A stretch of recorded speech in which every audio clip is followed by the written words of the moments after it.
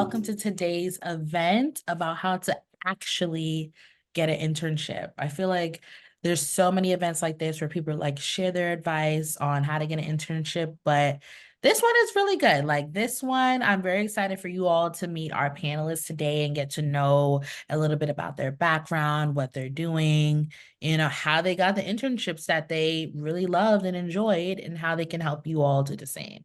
So we're gonna do quick intros for everyone. So starting with Naja, please introduce yourselves to the people.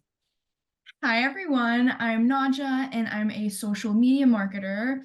I work in the beauty industry, and in the past I've interned for companies like Tower 28 Beauty and Hero Cosmetics, and currently I'm a senior social media coordinator at Beekman 1802. But yeah, I'm excited to answer all of your guys' questions. Great. And Damarian. Hi, everyone. My name is Demarian. I'm a communications and PR student at Benedictine. I work at Edelman as an AAE on their brand team. And a lot of my kind of experiences have been in the business marketing PR space with offers from like JP Morgan, Boys and Girls Club of America, and Highwire, which is a tech and digital PR agency. But really excited. Hey, Skylar. Hey, what's up, everyone? My name is Skylar. I'm a college junior studying at Western Governors University. I'm a three-time Microsoft intern, and I have 45,000 followers across LinkedIn and Instagram. I really love posting about PM, breaking into internships, breaking into tech as a student with no experience, no background, and I've helped hundreds of students get into their dream companies such as Microsoft, Salesforce, Duolingo. I've done it all through my community and one-on-one sessions. So I'll plug some links later. You can connect with me on LinkedIn, Instagram, check it out, all right here. Hey, and then Aaron. Yeah, hey guys. My name is Aaron Wheat. I actually recently graduated from the University of Texas at Austin. That's where I'm at right now.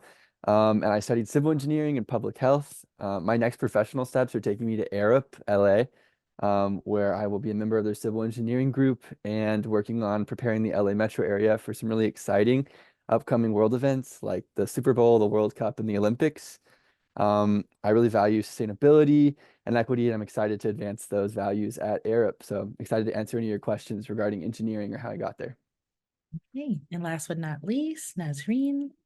Hi guys, my name is Nasreen. I'm a junior at George Mason University studying computer science. I've interned at companies such as Microsoft and AT&T, and I'll be going back to Microsoft next summer as a SWE intern. I model, I create content, and I do a lot with marketing and PR. Okay, awesome. So once again, for those who just joined today's event, we're talking about the real tea on how to really get an internship. As a reminder, all attendees, your cameras are on mute and your video is off. So don't worry about, if anyone can see you. If you have any questions, please submit them in the Q&A box that should be at the bottom of your screens on like the left of show captions. That way we can organize any questions that come in. And we have some right here that I'm excited to jump into.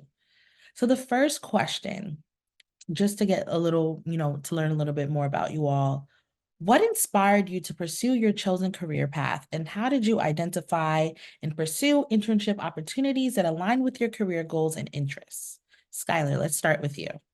Yeah, for sure. So to be fully transparent, I really did not know what I wanted to be when I first entered college. I actually, throughout my childhood, I wanted to be an artist. But I was like, I don't want to be a starving artist. Like, I don't want to go to art school, things like that, spend lots of money on that.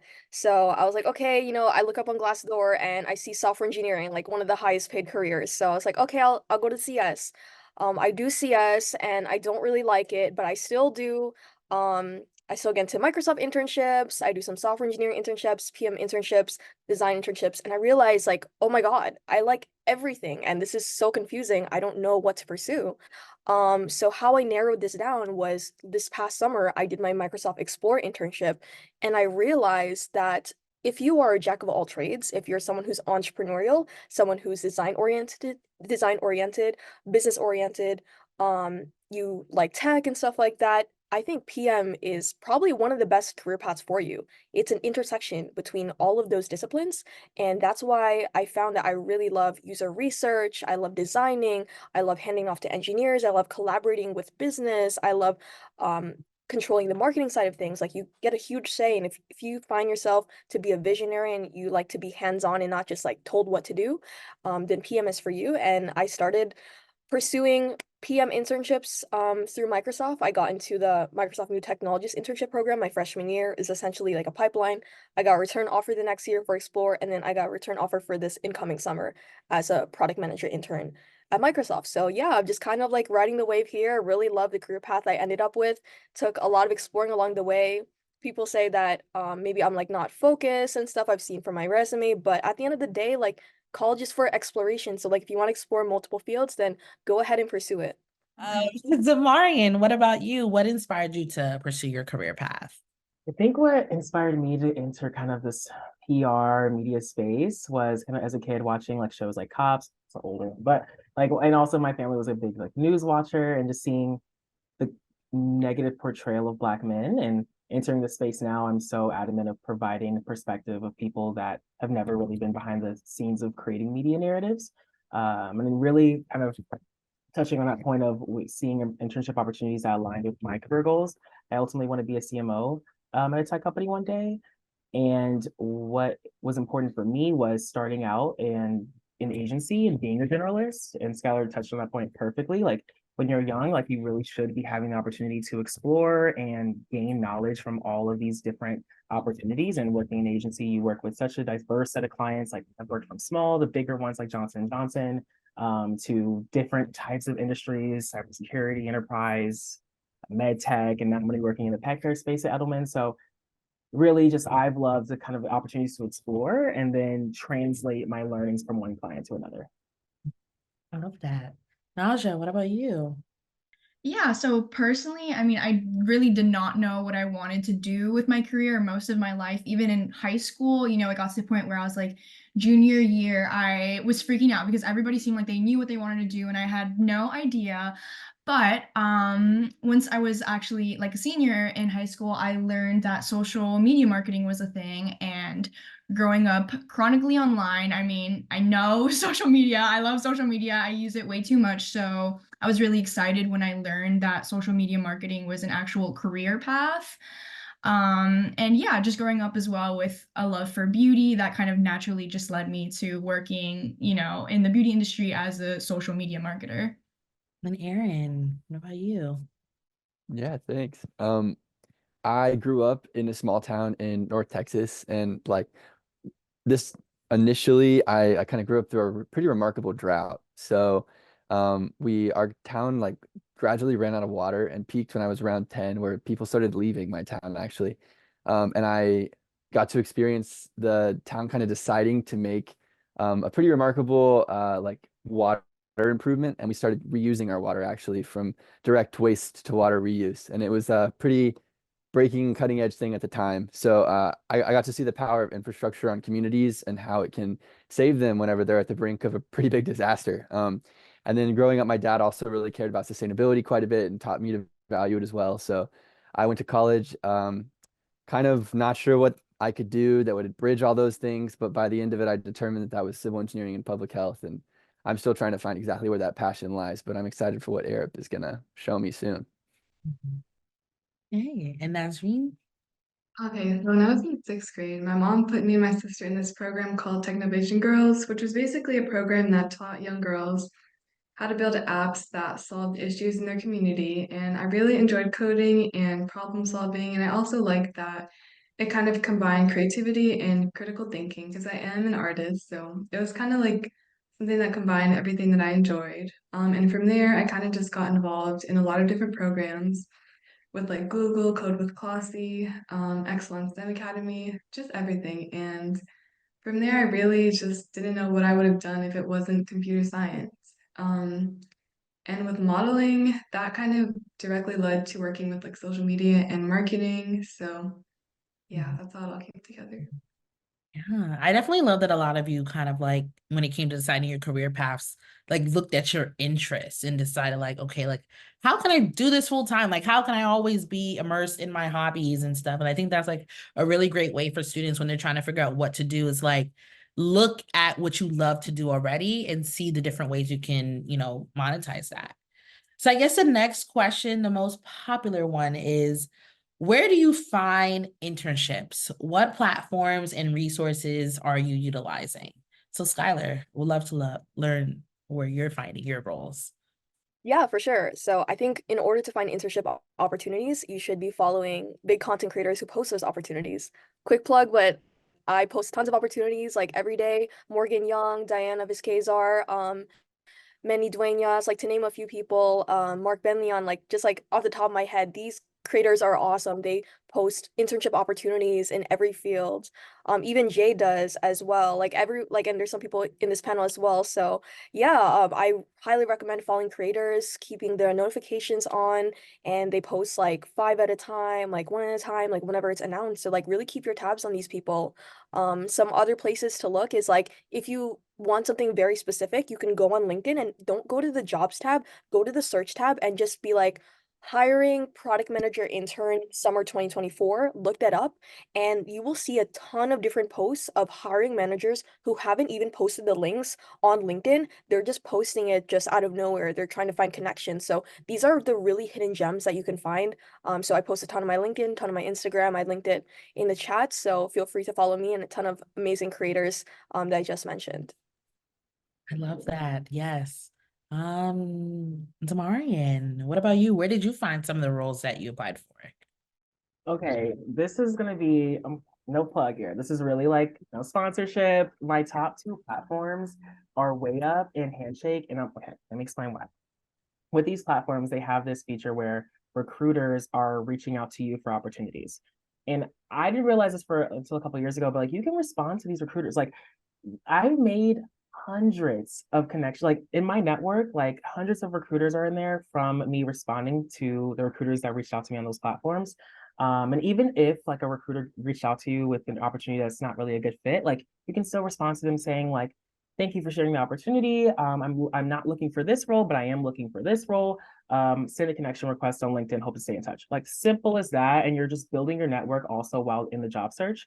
But yeah, top two plugs, but promise, not sponsored. That was coming. And I really love the fact that you mentioned that the recruiters are reaching out to you because like I've definitely I was in college not too long ago, but I know back in the days people used to think that it was like a robot that was texting you, and it's like no, these are actual recruiters who are sending you these messages. So if you're like a user on WayUp, and if you're not already on WayUp, make sure you sign up. The recruiters that are messaging you, these are real people. And if you don't believe it, take their name and go to LinkedIn and look up their profile, look up the company, and then you can see that this is a real person that genuinely wants to connect you with a role. So I feel like we kind of touched on this, but like hopping into our next question, can you share a specific challenge you faced in securing your first internship and how did you overcome it? Naja, let's start with you. Yeah, let me think about that one. I feel like somebody else might be better to answer this question, honestly. Yeah, if anyone else wants to hop in, like any challenges you dealt with when trying to find your first role, or yeah. And how did you overcome it? Like what advice do you have for those students who they're on that job hunt and they're struggling to either find a role or just like hear back? I can take it. Mhm. Yeah, my engineering route that I took kind of had me under the impression that internships weren't a thing you got until you were a junior in college. And I wanted to overachieve. I didn't really have a reason why. I just wanted to try to push that boundary. And then COVID hit. So as a freshman, I had been dead set on trying to find some sort of role. And all of us were, I'm assuming, hit with some sort of barrier. And so I took like an atypical path and started to leverage a lot of my network just to see what was available to me, granted the new shift in the like overarching world order. So, and what ended up happening was I reconnected with my old Spanish teacher back in high school and like connected with an external interest. And through a series of professor conversations and conversations with that same Spanish teacher, I ended up being able to volunteer for a nonprofit and take some time off of school when it was not the best time to be in school because it was all online.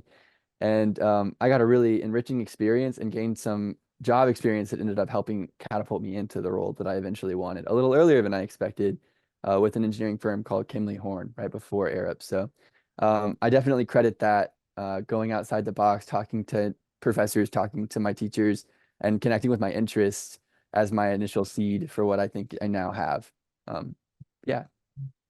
So a really good question came in that I feel like kind of touches on this point for you, Erin, or anyone can answer this is how would you recommend starting those conversations with those connections? Like if you're like, okay, I want to reach out to my network, like how do you let them know, like, hey, I'm looking for a role? Like how did you do that? Or any advice there, if anyone can share? Well, I'll definitely let someone hop in right after, but my number one piece of advice is just be bold. Like find a person, know that they have something in common with your interests, and just stick your hand out, either virtually or in person, and introduce yourself. And more often than not, if you're genuine and trying to strike a connection, they'll see your interests and help you find your way there. What are some green and red flags to keep watch of when on an internship hunt? Nazreen, I'd love to pass it over to you. Yeah, I would definitely say first make sure that you are looking for roles that obviously align with what you're wanting to do in the future. Also, make sure that you do your research on the companies. So make sure that whatever they're doing, like services or products that they offer, as well as their values, align with your morals. Make sure that you look into their company culture. It would be pretty helpful, I would say, to try to talk to employees that work at the company or also interns because they also have some experience. So just to make sure that it's a good place to work and that they support their employees. Mhm. Green flags. Um, Or hmm. even any red flags, like, Flags. Yeah. Okay. Um, red flags. and anyone else can feel free to hop into if you know any like good green and red flags to keep in mind when on a job hunt. I mean, I'm for internship, sorry, I was just gonna say really quick, for no. internships, I feel like in specific, red flags, at least personally, is unpaid internships because you deserve to be compensated. And yeah, I feel like unpaid internships just need to get out at this point. Like everybody deserves to be paid. So I think that that's my personal biggest red flag. Skylar, thoughts? Yeah, definitely agree with that. I think definitely if you're doing labor, you should be paid for the work that you're doing because you're having an impact on the company, you're generating them revenue. I also think that as an intern, I don't think it requires that much experience. I don't think that job listings should be listing like 5 years of experience in software engineering for an internship for a freshman. Like I think that an internship is a place where you can be a beginner and you can learn. You're supposed to learn from your team. You're supposed to be new. You're supposed to be unfamiliar with the tools and skill sets needed to make an impact in a big corporate environment. So I think that level of experience should be pretty much like close to zero for any internship.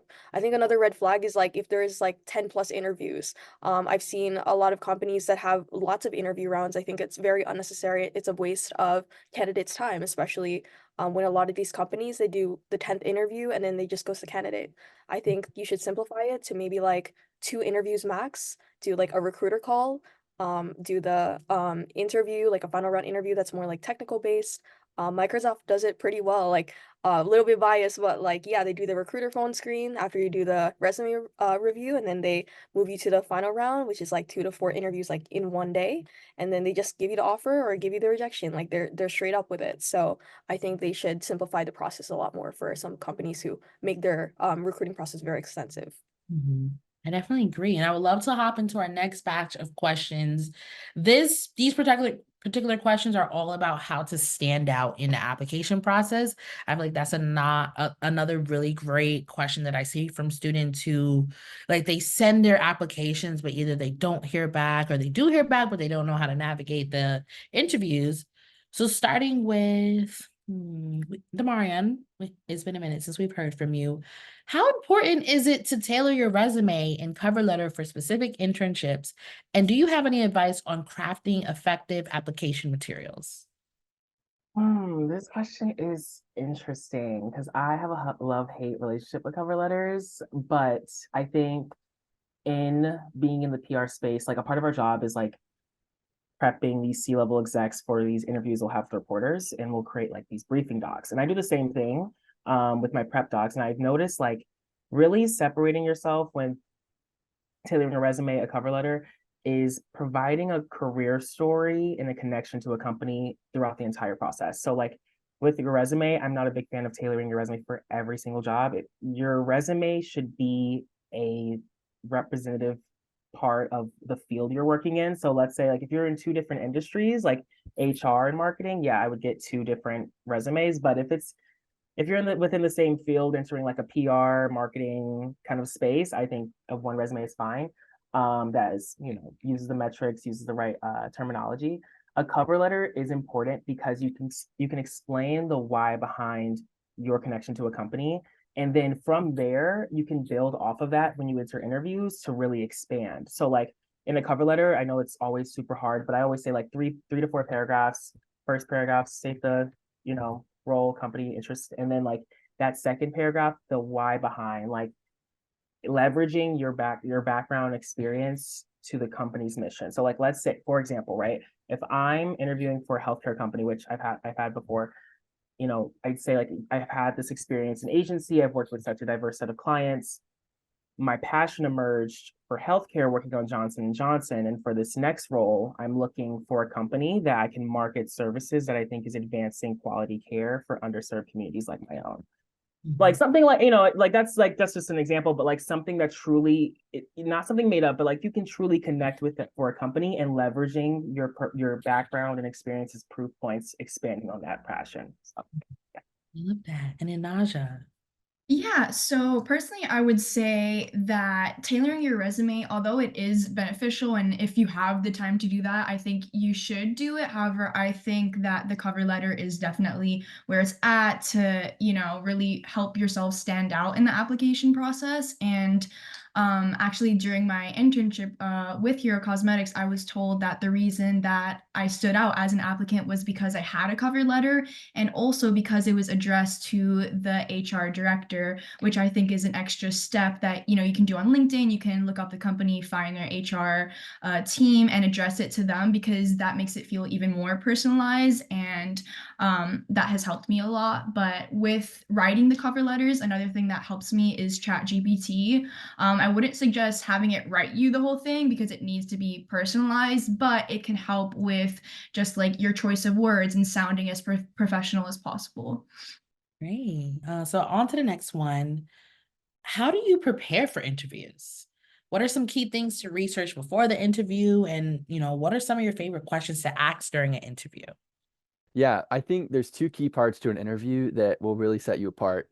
And helping my friends navigate their different, like across industries, I've seen this be super helpful. So number one is you want to make sure that you have like a couple key questions you actually want to know the answer to, because your curiosity shows through when you ask the question to someone. And if you've ever been on the other side of an interview, you'll know that. And so one question that I don't want to give away all of it, but one question I really like to do is, what's something that you see applicants often do that doesn't get them the job? Like how do they fall short? And like, if they say something you're doing, it can be a little embarrassing, but ultimately it's always a learning experience. So, and then the second, that I would say is really important is the after interview time. You just like a cover letter can set you apart, and I like how Naja was saying that it can set you apart at the beginning. A follow-up email after an interview can also really set you apart. So I think the key is during the interview, sometime in the middle, weave in a request for their email or their LinkedIn or permission to follow them on LinkedIn. And then if they don't provide you the email, the LinkedIn's always available. And you can go in and send them a private message or send them a connection request and be like, I really enjoyed this interview. Mention specific parts of the interview that you enjoyed, or maybe a follow-up question. And then tell them your excitement for the role if you really are excited. And I've seen really increased success with that. It ended up getting a lot of my friends roles they didn't think they were going to get, and it got me some roles I really wanted as well. So, And Skylar? Yeah, for sure. So, in terms of preparing for interviews, there are three main things that you need to know in order to truly feel confident when walking into the interview. So, the first thing is your energy, your second thing is the content, and the third thing is that you did your research. So, energy, I'm talking, make sure that you are excited. Don't speak in monotone. Like, look directly at the camera. People have told me, like, oh my God, that's so cool. You're looking at the camera. Looks like we're making eye contact. And it's true. Like, when you're online, you're doing a virtual interview, you don't have that physical in-person connection that like being face to face would. So you have to compensate by being energetic, using expressions, like being energetic with the body language. When you provide energy to the interviewer will be excited to interview you and vice versa. So they just, in this interview, they're looking to check your vibe, essentially. They already know you're qualified for the job because they looked at your resume, they saw your technical skills, your qualifications, you're good to go. All they're trying to see is like, are you a fun person to work with? Are you friendly? Like, are you bearable? Are you tolerable? Are you empathetic? The second thing is the content. Whenever it comes to the contents of an interview, especially behavioral interviews, since this covers like everyone, you're going to get behavioral interviews, especially for companies that emphasize like a good culture. For example, for Microsoft, like the method that I've been using to pass these interviews is the STAR sandwich method. So you might know STAR, which is situation, task, action, result. But what you might not know is that you have to sandwich STAR with two value statements, beginning and end. So at the beginning, you can be like, to the question, okay, what's your biggest challenge? You can say, I love to overcome big challenges by facing them with a sense of empathy by doing weekly check-ins with my teammates. Then dive into STAR, then tie it up with a value statement and really apply it to how you would bring value to the company. And the third thing is research. Just make sure you know the product. Don't go in blind into an interview. And then if they ask you, why do you want to work here? You don't know what to say because you don't know what the product is. I've heard a lot of people, go to certain companies and they're not sure what they do, and then they're asked like, "Oh, what is this product? What is this company?" Like you are interviewing for this company, you should have done the research beforehand. So make sure to keep those three things in mind, and you'll definitely ace the interview. Hey, thank you. Very helpful. Nasreen? Yes, I definitely agree with everything that Naja and Skylar said. Definitely make sure that you do your research on the company because sometimes I might ask you like, oh, like what do you know about this company? So you want to show that you did your research, you know who you want to work for. In terms of how I prepare for interviews, I would definitely say looking on Glassdoor and sometimes Reddit for experiences of previous interns because those can be really helpful. They pretty much kind of break down like their whole interview process. They tell you like how they prepared, what they asked, and just how it went overall. I would also say if you are able to, or if you have access to an employee at the company, try to reach out to them, even if you don't know them. There's nothing wrong with like sending a cold email on LinkedIn, just explaining that you are interviewing with the company and ask if they have any tips. When I was interviewing for Google, some of the employees reached out and they like set up mock interviews. They gave me a bunch of tips, which I found very helpful. So yeah, I would definitely say do your research, reach out to employees and advice. Oh, okay. Questions to ask during an interview. One thing I always like to ask the employee is how their company like fosters growth or how they think that they've grown while they're at the company. And I think they always appreciate that question because it's like very personal and it kind of makes them think a little bit. Mhm. I love that. And if I can add anything too on top of that, like when it comes to asking questions during an interview, remember like we've been saying, like you're as much as they're interviewing you, you should be interviewing them. But then also keep in mind, like have those questions where you really want to know the answer to, and then the questions where it's about them, where they get to talk about themselves. Because people love talking about themselves. So if you're asking them good questions like about like how has this role helped you in your journey, or what are your some of your favorite aspects, it allows them to not only talk about themselves, but if you notice that like they're kind of like a little dodgy with the question, or like they're a bit hesitant, it's kind of like tea, because it's like, wait, you're not that excited to be there. So it's like things to keep in mind. Like you want to get them talking, you want to get them excited, you want to see their true feelings about their thoughts working there. Aaron? I gotta second that. I can't believe I forgot to put that in there, but that's brilliant advice from Jade. And anyone listening, like that is a huge takeaway. It's like a psychological thing, but I've noticed where if the proportion of time I spend talking in an interview is way smaller than the amount of time the interview is spent talking to me, the outcome is almost always in my favor. So that's something definitely to keep in mind. You definitely, like my biggest things before we hop into the next question is like you want to keep it as conversational as possible. Like I agree. I've been on interviews where like they're talking, or like they is like you want to get to you kind of want to get to a point where like they kind of forget that this is an interview, that they have questions. They're like, wait, we're chopping it up, we're friends. Like and you're gonna remember, you're gonna be like, oh my God, I had such a great conversation with that student. I kind of forgot everything that I wanted to ask him, but they were excited, they were informed. Like people love that. So keep that in mind. So the next question is, and this is for anyone that can answer, and some of you kind of touched on it already. What are your thoughts on reaching out to a recruiter before or after sending an application to ask for advice? I don't really think that there's anything wrong with that per se, but I also think that you have to be What? like strategic Oh, sorry.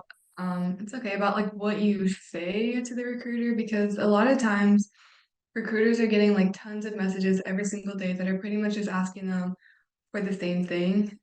So I would just say make sure that you are personalizing it and you're not just making it seem like you want something from them, which like yes you do, but that shouldn't be like your main goal. So just make sure to try to like say something that helps you stand out. Mhm. And I agree. Like that, I saw a question that came in earlier about, how to have these conversations with people that you want to talk to and not make it seem so transactional. So, Skylar? Yeah, for sure. I definitely agree with the fact that it's like super difficult to message recruiters and you have to be very strategic about it. To be 100% transparent, 99% of the time, recruiters don't respond to my messages. I've sent like 100 plus messages. However, there's one exception, like one or two exceptions. One is if you message a recruiter and you say, "Oh, I'm excited to meet you at this event in person and I'd love to chat with you." If you're going to meet them in person, of course, like they're gonna want to get to know you and it shows that you're taking initiative. And the second case scenario in which a recruiter has responded to me, I've gotten a referral from a recruiter, I've gotten a referral from a vice president of a company, is because I went to the conference, I met them, I did research on the company, and then I later connected with them on LinkedIn and they're like, "Oh wow, I love your content. I'd love to give you a referral for our company." And that is how you make an impression. The best way to do it is to meet them in person at a conference if possible. A lot of companies host like in-person like office visits. I know Spotify did one. Microsoft has been doing one in New York City. Datadog hosts one. Like ton of companies have these offices. Like if you're in a city that has a lot of like tech companies, finance companies, like Wall Street, California, the Bay Area, Seattle, like these types of places, like they will probably host office visits. So make sure to follow the recruiters and like stay updated, turn on their notifications because you never know when these events will pop up. Sometimes they pop up like the week of, the day before.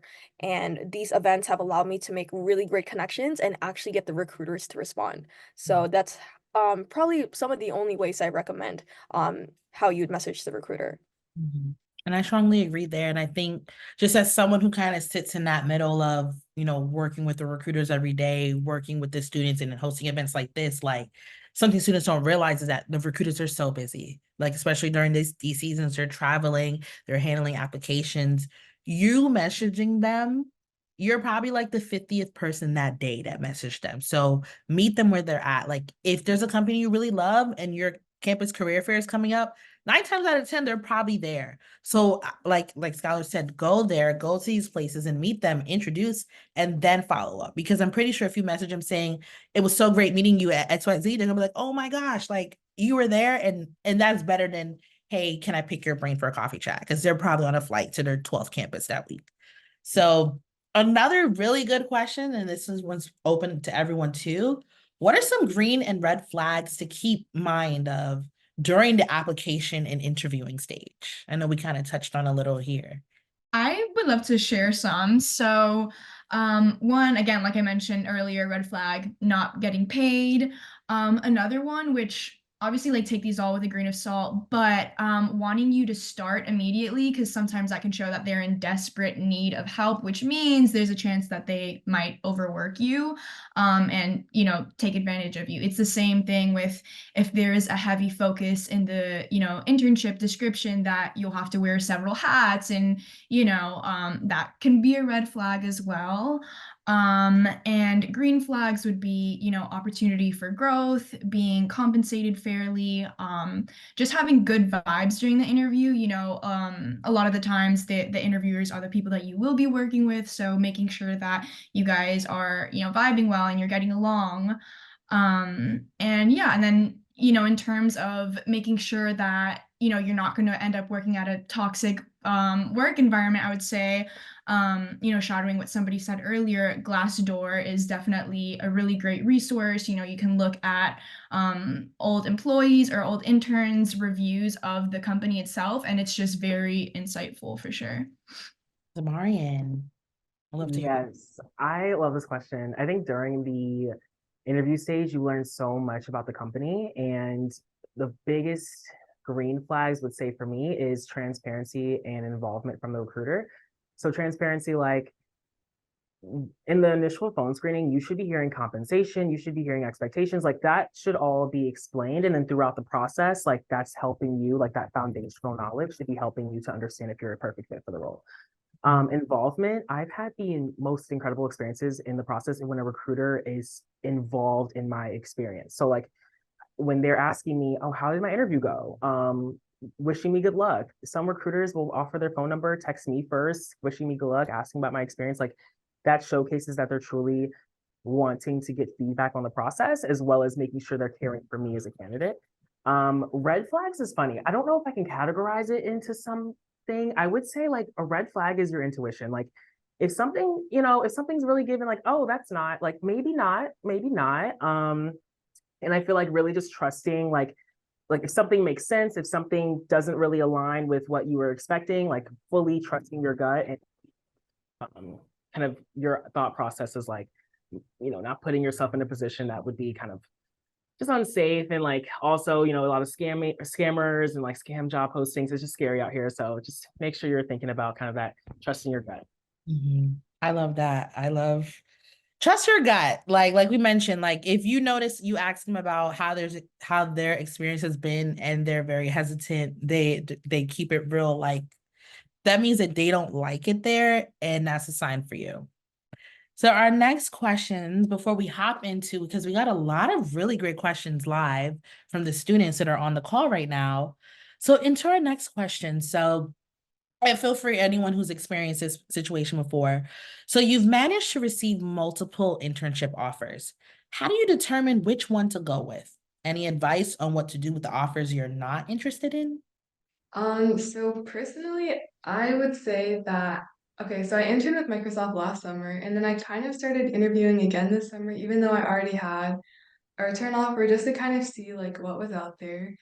And I might eventually, or like, what's the word? I decided to go back to Microsoft based on my experience, but also just based on like talking to employees from the other companies I was interviewing with and got offers from, looking at their company culture, also location. That was a really big thing for me. How likely they are to offer a job post graduation. So just things like that. You have to really like look at it all and compare and see what best aligns with where you want to end up and what you would like to do. And also opportunities for growth in your career is another really important thing. And for offers that you're not interested in, I would say find a way to politely let your recruiter know that you've decided to go with a role that you feel is better aligned with your career opportunities. But say it in a nice way. Obviously, you don't want to burn any bridges. So yeah, and just let them know that you'd like to work with them or like hopefully see if there could be an opportunity in the future, but just like keep it polite and keep it cordial. Hey, I love that. So has anyone else been in that situation where they had multiple offers? I did want to jump in here. I think a really good assessment, and I saw that TikTok is like the bucket of like perspective, but I saw someone break it down as like a role should be learning or earning for you. And I think that's perfect, but you should add like one more piece of the puzzle, and it should be like learning, earning, and lifestyle. So even like bringing up the point of like, local, what's going to be sending you or wanting you to come to a different state. I had to decline a lot of like, I'm big about relocation assistance if it's not a full-time role. Like if it's an internship, yeah, you're paying. Yeah. Like that's definitely in the conversation. So I think it's just really important to make sure like with an offer, it may be a great opportunity, but really recognize all of those three parts, because you can have a great role, like brand name recognition, but you'll be miserable, like leaving friends, family, being in a position where you're having to pay just rent to survive in a different state. Like really understand what the role is serving you holistically, besides kind of like money or brand name and stuff like that. Okay, great.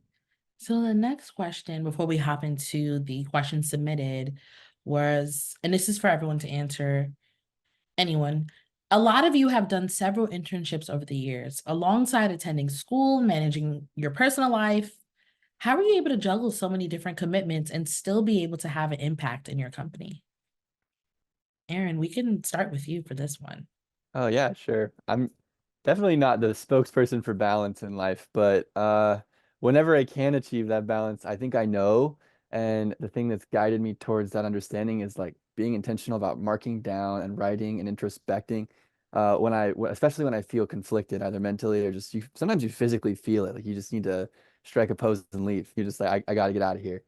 So if you're feeling claustrophobic or um, kind of clamped down, that's a good sign that you need to reflect on where you're at in life and what influences are pulling you in what directions, and maybe reassort your priorities and make sure to communicate that out to all those different streams.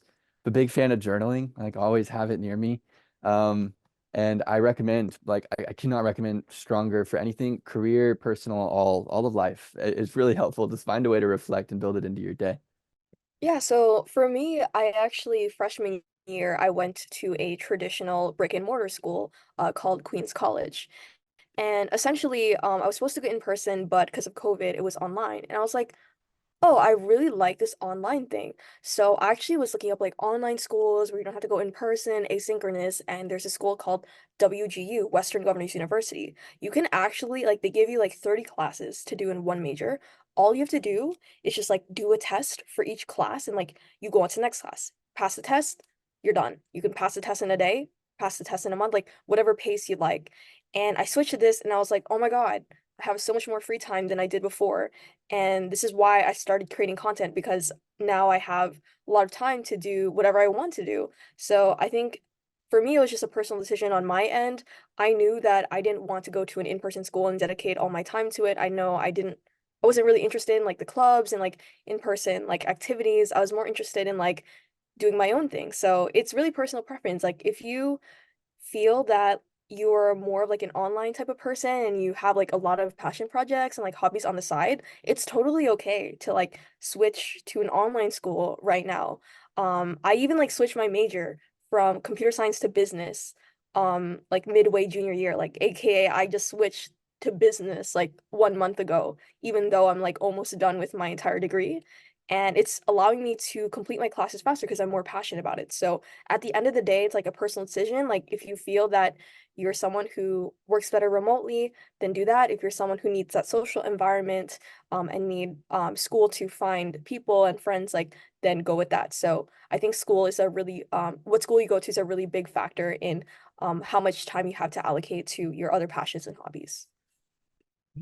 Anyone else? Yeah, really quick, I just wanted to say that personally, I actually am a college dropout, and I feel like it might have been a little bit easier to manage all of the different commitments. However, still with that being said, I think it's just important to know your boundaries and to prioritize your mental health because I've had lots of scenarios in the past where um, I was just in not the best working environment and they wanted me to be working 24/7. So it's important to know your boundaries and again to just prioritize your mental health and to do what's best for you at the end of the day because I think sometimes you need to give yourself some like hindsight and realize it's just an internship at the end of the day. Like yes, it's important and it's helping your career, but give yourself a little bit of grace there, I think.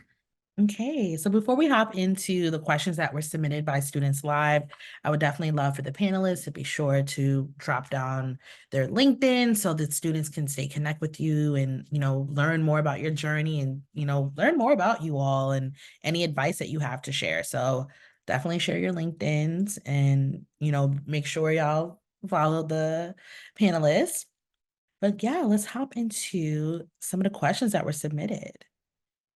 So I guess one really good question that came in is what season would be a good time to look for internships? And what is one thing, this is a two-part question. What season would be a good time to look for internships? And what is one thing recruiters look for in people or like just something that you've noticed that recruiters that you've worked with have looked for in students that they were hiring? I would say a good season to start looking for internships would probably be the summer. You could start like scouting out what companies that you're interested in, and then in the fall you can start applying and talking with recruiters. And I'm sorry, what was the other part of the question? Something that you notice that recruiters are looking for in students that they're hiring, especially like within your major, your field. Yeah, okay, I'm a computer science major, mostly looking for SLE and PM roles. And I would say one thing that I've really noticed in recruiters I've spoken with, they really appreciate that I'm well-rounded. But I also noticed that they really like that I'm involved in the creative side of things. So I would say just make sure to like emphasize that you are different from everybody else, and not that being different is bad, but just like find ways to make yourself stand out from the other applicants. Mhm. I love that. I'd love to hop in and just add that there is no, in my opinion, from my perspective, for engineering specifically, I should say, there's no general like timeline across industries. Like for engineering, we had to like you can look for internships all the way up until a couple months before summer starts, and there's still likely positions available, except the more competitive ones are likely going to be gone. So if you're trying to enter into a more competitive echelon of the engineering like world, say you want to work for a big brand company or you want to go to a really um, high profile destination, like a big city on the coast or, something like that along those lines, then definitely look ahead of time. And I think that might be the like across all places. But yeah, don't lose hope if you haven't started looking and say March rolls around and you want an internship still, there's definitely stuff still out there. Mhm. Great. Another good question is, how did you leverage social media platforms or online professional networks to enhance your career prospects during your early career journey? I would love to hop in for this one. So working in social media marketing, a big part of that is content creation. So I kind of use my social media channels as a portfolio almost to show the companies that I wanted to work for the type of content that I could make. It was a little bit more organic for me just because I'm also a content creator on the side. So I have like a TikTok where I post beauty content, and working in the beauty industry that really helped me out because I was able to get brands to notice me through that. But also just LinkedIn is a great platform for that, networking. It's probably like the second app of mine that I use the most, honestly, just because there's so many networking opportunities there, and I feel like it's very underrated. So to give context, I didn't really start seriously creating like LinkedIn and Instagram content until about, I would say, like after my Microsoft internship ended. So around August. That was like only a few months ago. I went from 2,000 followers to 40,000 followers across LinkedIn and Instagram by just posting consistently. I think for you, like if you have value, if you have something to share, if you did something cool, like if you did a hackathon, if you built a project, if you researched something and you found this like cool thing about AI and its integration into Microsoft Teams, or you see the new ChatGPT updates and you find it awesome, then go and share it. Go and share your opinions and thoughts of it. Honestly, like when you post on LinkedIn, Instagram, or like any social media platform, you have to accept the fact that not everyone's gonna like you, but there are some people who are going to strongly resonate with you as well. So there are two sides of it. Someone's gonna find your content cringe. Maybe your friends will, maybe your family will, but just being at peace with that will allow you to just post without hesitation. Just post what you find value in, and the right people will come to you. For me, I've gotten recruiter DMs like every week asking to apply to their internships, get interviews because I post every day. And whenever I attend events, like the recruiters recognize me already. So I think building a brand is like super important and integral nowadays. Since the economy is like very tough to navigate, it's hyper competitive. I see like 10,000 applications for one Discord software engineering internship position. So in order to really be someone who's different, to stand out in the process, you might want to build a personal brand, especially on LinkedIn. Mhm. I love that. And another great question that came in. So for students who don't have much experience, or for like those first and second year students who want to get an internship, what advice would you give them there? Like what can they use to, kind of like leverage that as experience as they apply for these roles? I can take this one. I would say try to get more involved on your campus if you're a student. That's what I can speak to because I'm a student. I would say try to go for leadership roles, join clubs that you are interested in, maybe do some volunteer work do hackathons, get involved inside and outside of school, and just show companies that like you are a dedicated individual, even if you don't have any like internship experience per se. If they see that you're doing things and you're putting yourself out there, they will definitely want to take a chance on you and see what you can do.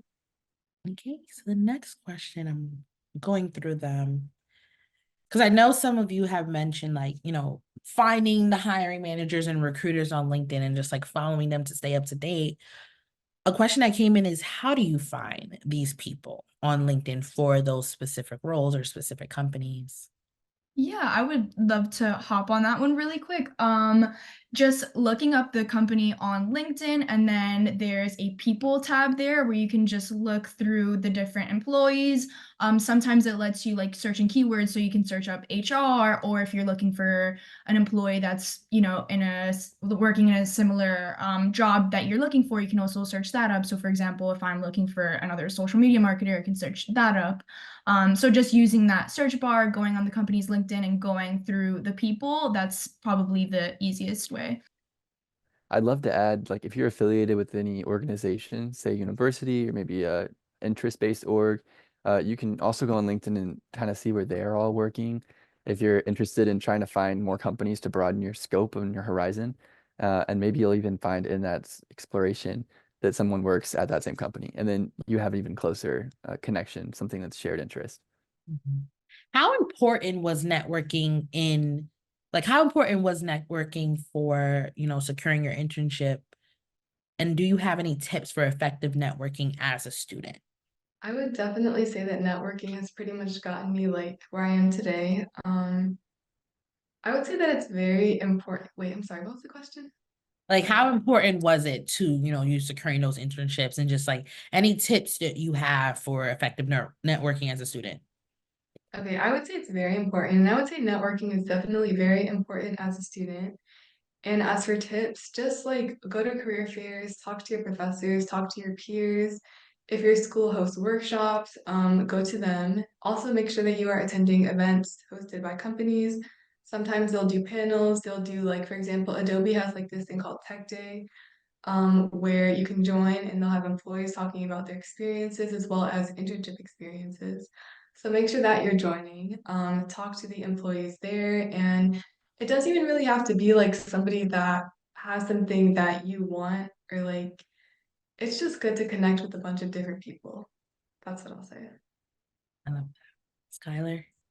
Yeah, for sure. So I think a lot of people ask me like, what's the importance of networking? Like, why should I network in the first place? I just want a referral. Can I just ask them for a referral? And I'm like, no, you don't always like network just for the referral. A lot of these people who you network with, can be valuable to you. They could be like your future teammate on a hackathon. They could be your future co-founder of a startup. They could be your boss one day. You can be their boss one day. You can just meet up for coffee chats, just in general. Or you could even learn about what the interview process was like when they interviewed as an intern. And that's actually why I was networking with tons and tons of people when I applied to Microsoft Explorer. I just asked people like, what's on Microsoft Explorer's interview? I learned that it was about like linked lists, stacks, arrays, things like that. I learned about all the concepts. And because of that, I was able to prepare for the interview very well and I was able to ace the interview. So I think it's really important to not only network just for referrals, but also just to build that connection because later down the line you could be helpful to them and they could be helpful to you in that same respect. Mhm. Aaron? Yeah, thanks. Great. You guys are really awesome. Such incredible young professional. This is really cool. But I just wanted to add that like the job that I am currently in, I got because of networking and in a very like uh kind of off the cusp way. And I think it ties back into the point about being bold. But the story goes is like I had a friend that worked for this company, Arab, and I went to go visit them in LA. And I asked if they would just let me go in and let me check out the office just as an opportunity to see what it looks like to work there. As a little backstory, I'd wanted to work at this company for like a couple years since I had first heard about it, and I just wasn't having any luck getting through the resume process. Um, I went in and they had a work from home policy, but long story short, the person that would do the hiring for the team I wanted to be on just happened to be there that day. It was very much a strike of luck, and I went up and introduced myself. Everybody told me they were very scary and hard to interact with, and I was like, there is no other way besides going forward and saying hi. So I introduced myself and they just happened to have a lot in common with me. And it was a cool experience. She and I are now very close professional like colleagues and she's my mentor. I would consider her in this space. And even in a post internship meeting with her, she was like, the reason you got this job is because you know, like you know that where you want to be and it communicated it very clearly as soon as you got here. And it was reassuring and exciting to see that kind of enthusiasm right off the bat. And so like she was willing to go and actually write HR, get my resume and like, you know, actually move forward with the interview, which was really helpful. So hopefully that gives a little more context to anyone that's like, what does it mean to be bold? Like that means something different to everyone. Like that's what I mean. Really put yourself out there. Mhm. And all this is like super helpful too. Like, just adding on to the networking, I think you kind of just have to go into it and not like a lot of the times, like when I network with people, it really is like pretty conversational. Like when I've been to networking events and probably about 70 to 80% of the conversation is about our lives. Like, it's kind of like making a friend, like kind of consider it as making a friend, but like obviously still kind of like be professional, but like don't go in with like, I need to leave this conversation with a referral. I need to leave this conversation with their LinkedIn. Like I like to go into it. I'm like, I want to get to know you as a person. I want to get to know who you are. What do we have in what common interests do we have? Like I've definitely networked with people and we've talked about The Sims. I love The Sims. And then it's like, oh yeah, like I actually do XYZ. And then it's like we realize that we have those professional, connections there. So going just going like very chill, very conversational and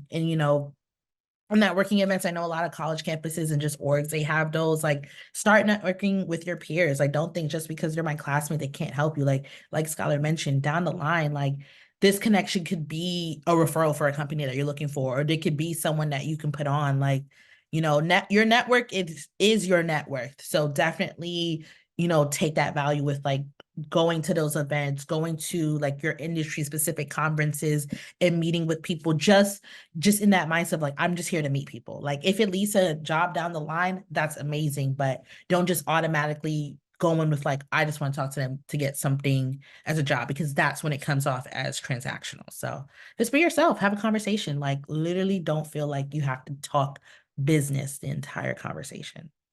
So I guess just kind of like wrapping up, one really great question, for everyone to answer would be, if there's one piece of advice that you can leave students with today, like if there's nothing else that they remember and just like this one thing about, their early career journey is how to find an internship, what would that advice be?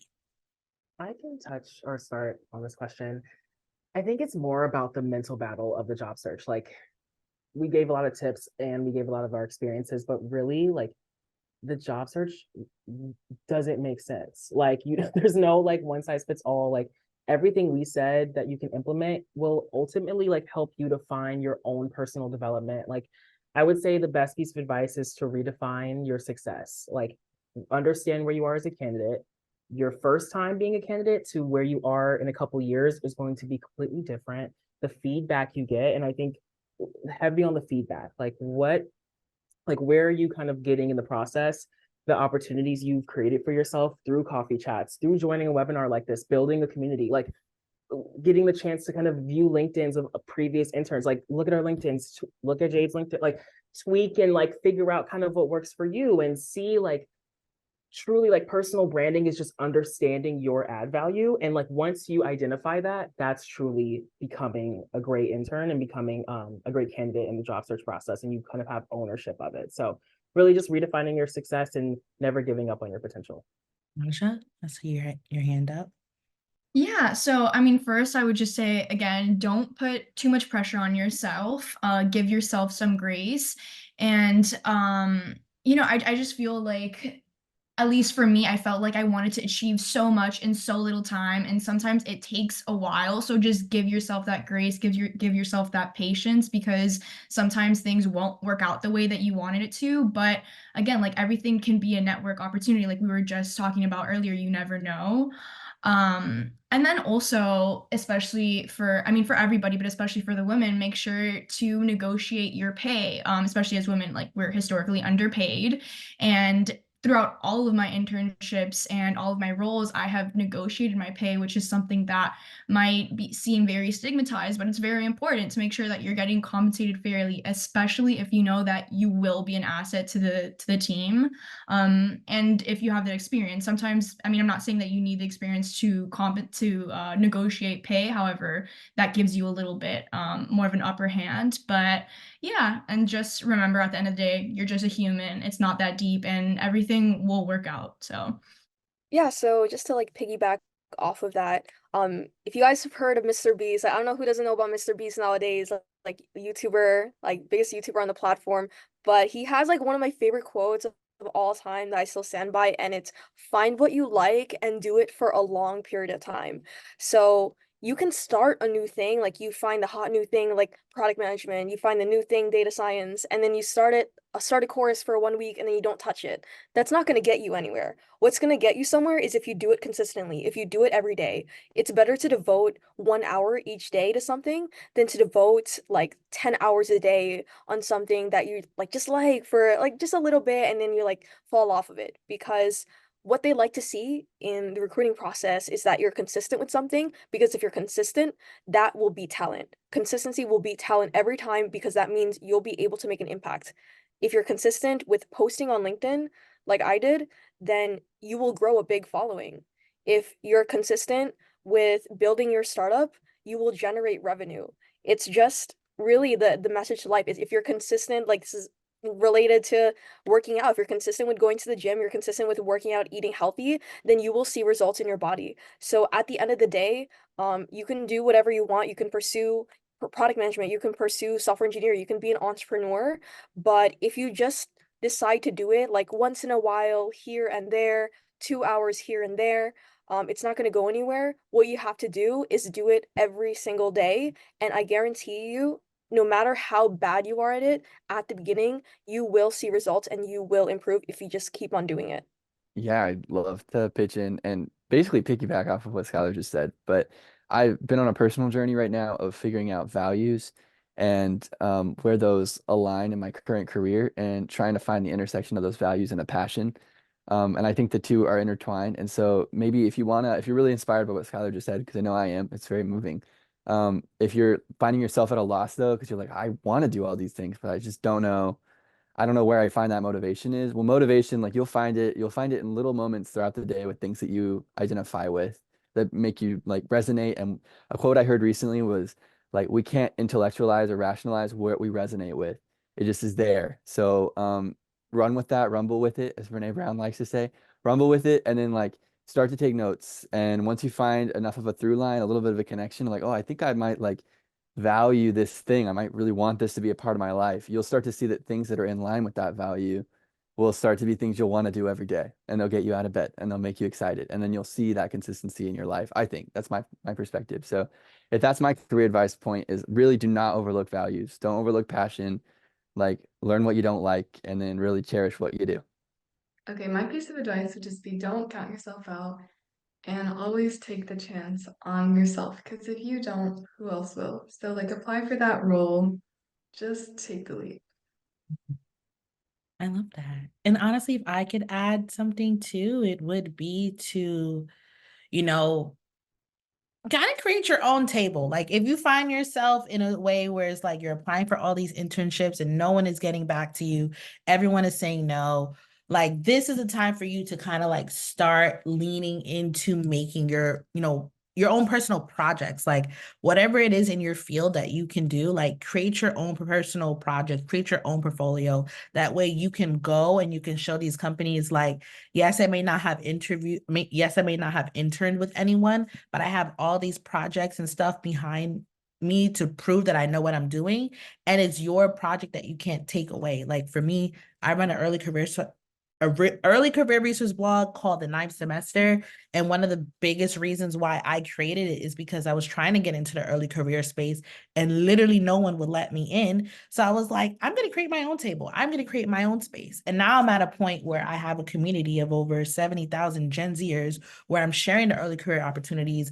I'm sharing the resources. I'm sharing all these things to help them. Like I have companies that have once said no to me reaching out to me wanting to work with me. So it's like, if no one's gonna see your value, create your own projects and just show it to them. And even if it leads to a job or it doesn't, it's your own project that you can leverage. And it's like, this is mine. I did this. This is the work that I really want to do. So just continue to like create space for yourself. And eventually you'll find something that really aligns with you. And like people are saying, like, aligns with your values, align with your passions. Like, you don't want to just, if you have the opportunity, you don't want to just take on a role just because. Like, you want to be somewhere where you're going to be happy. And then at that same breath too, you're young. Like, some of you are probably in college or about to graduate. Like, everything eventually falls into place. And I know right now it may seem like kind of crazy, but like right now it's still a good time to find a summer internship. Like, you can literally get an internship by like next week. Like,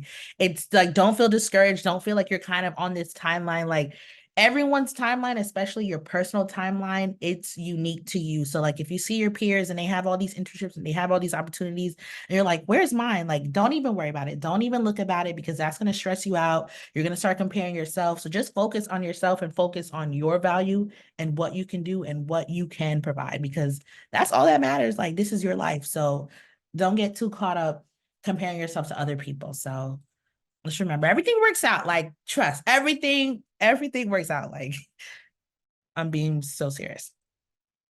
But yeah, thank you all for coming out here today and hearing from our amazing panelists. Like, I've learned so much. Like, all of you all are very smart and talented and driven. And I hope a lot of you taken some of the advice that they've given you in terms of like just navigating your early careers. And like, you can follow them on LinkedIn and see what they're doing. And a lot of them, they share these same resources. Like, don't think that the resources and advice stops here. Like, you're going to see it on your timeline and they're going to connect you. And even at Way Up, we host a lot of events like this for students like you who are job hunting, who are looking for that early career advice. So be sure to stay connected, because this is not the last time you're going to hear from us or just from other people across a wide breadth of industries that have advice for you. Gen Z helping Gen Z. So thank you all for coming here today. If you haven't already, be sure to check the chat for our panelists, their LinkedIns, and stay connected with them, and any resources that they have or any questions that you may have. You can reach out to them after this event. So thank you all for being here today. I hope this was helpful.